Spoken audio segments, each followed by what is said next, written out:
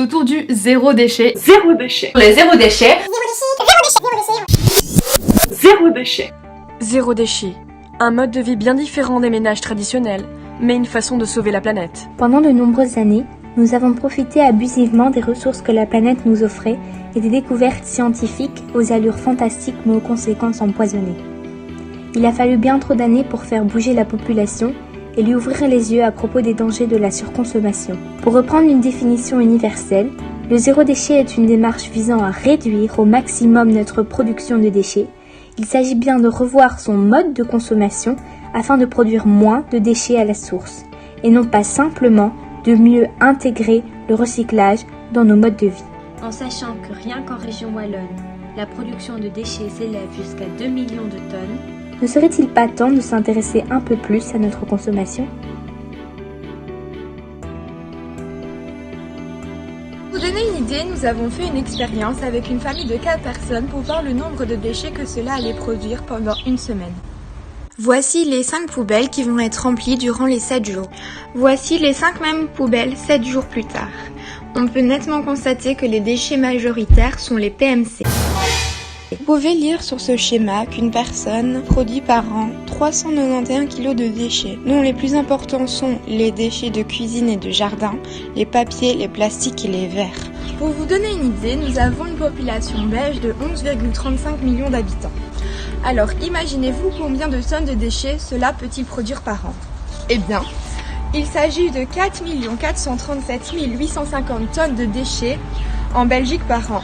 Donc vous pouvez constater que ce chiffre est énorme et qu'il est évidemment alarmant et qu'il est temps d'agir. Sachant qu'on a une population mondiale de 7,53 milliards d'habitants, le nombre de tonnes de déchets que cela peut produire est immense. Du coup, on a besoin de vous, c'est pour ça qu'il faut adopter l'optique zéro déchet. Pourquoi se tourner vers le zéro déchet? C'est la grande question. Parce que les déchets, c'est très polluant. Une personne belge produit par année 391 kg de déchets en moyenne, ce qui vaut à 4 fois le poids d'un homme belge. Et les déchets industriels, c'est encore une toute autre question. Mais ici, nous allons parler surtout des déchets ménagers. Commençons par parler de la production de ces déchets. Cela fait 50 ans qu'on est habitué à voir nos produits alimentaires emballés dans du plastique. Bien sûr que ça a des avantages.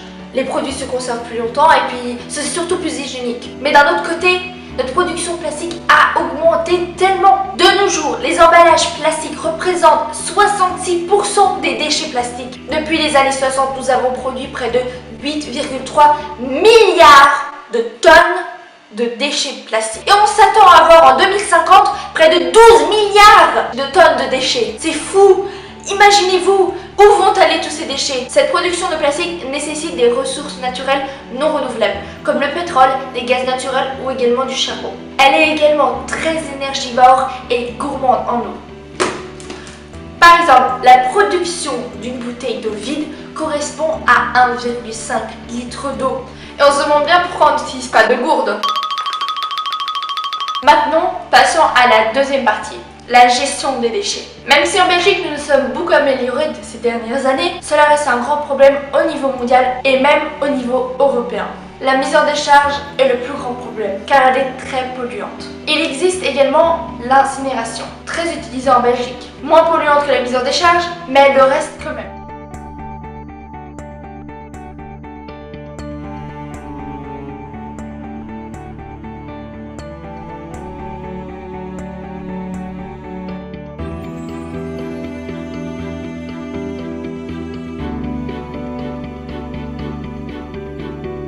Qu'est-ce qui vous a donné l'idée de base, en fait, juste vous, de faire le zéro déchet? Donc je suis diététicienne de formation et j'ai en dernière année pu faire un stage où je le souhaitais et je souhaitais aller dans un magasin bio. J'ai dû créer au sein de cette formation, j'ai dû créer un projet et donc faire comme si voilà, j'allais vraiment monter ma boîte de A à Z. Et donc ça m'a permis de concrétiser, de poser vraiment mes idées sur papier et d'avancer et de pas juste créer un magasin bio comme la plupart des autres, et d'avancer aussi dans le côté écologique et avoir quelque chose de plus éthique aussi, parce qu'il y a pas mal de marques bio qui ont été rachetées par Monsanto, etc.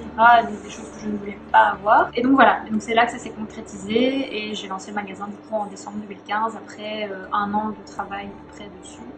Donc je voulais vraiment allier le zéro déchet, l'éthique et le local le plus possible ensemble. Alors Constance, qu'est-ce qui a changé de plus important dans votre vie depuis que vous avez adopté le zéro déchet? On a avancé dans la simplification de notre vie en général, des produits qu'on a.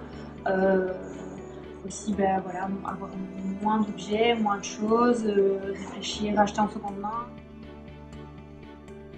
C'est pas trop dur de trouver des produits où on est sûr, parce que moi, ma maman vient depuis super longtemps chez vous, quand vous étiez à Widmo aussi.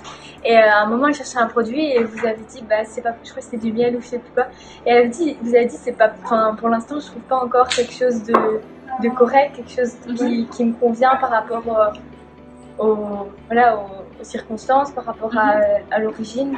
Est-ce que c'est pas trop difficile? Il y a quand même le pilier du bio, le pilier du zéro déchet ou du vrac et le pilier du plus local possible. Donc du coup, tout n'est pas toujours faisable. Et donc par exemple, on va prendre l'exemple du miel.